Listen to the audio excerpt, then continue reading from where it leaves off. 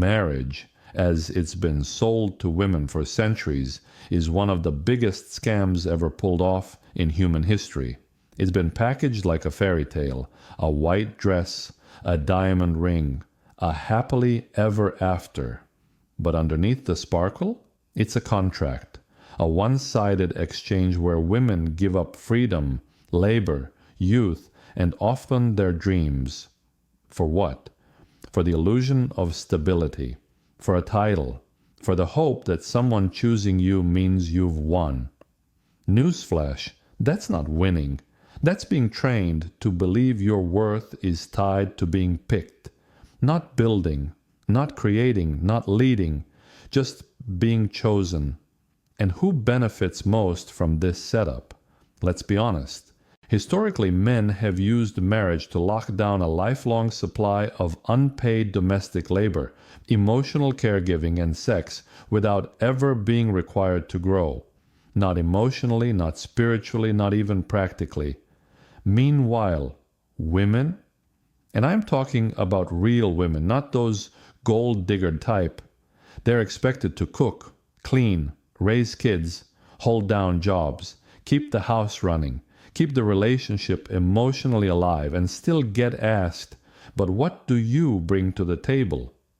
The audacity. And when it ends, and let's be real, it often does, who has to rebuild? Who loses time, energy, financial ground, even her identity? Not the one who got to keep his last name. This isn't just about bad relationships. This is about a system. A system that gaslights women into thinking they're winning while they're being drained dry. It sells dependency as romance. It calls sacrifice love. And it labels any woman who questions it as cold, bitter, or too much.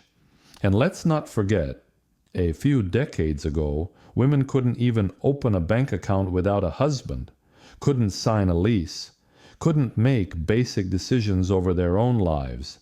That's not ancient history. That's your mother's lifetime.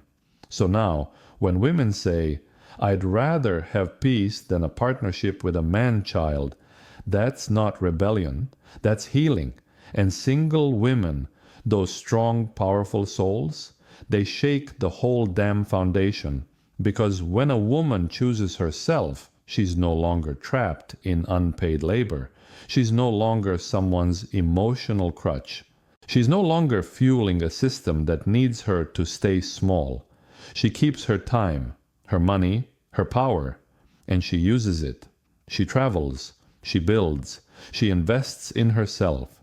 She chooses love when man feels strong and stable, not when it feels necessary. She becomes sovereign, and that's terrifying to a system built on control, because she can't be sold to. She can't be rescued. She can't be tamed. She doesn't buy the lie anymore.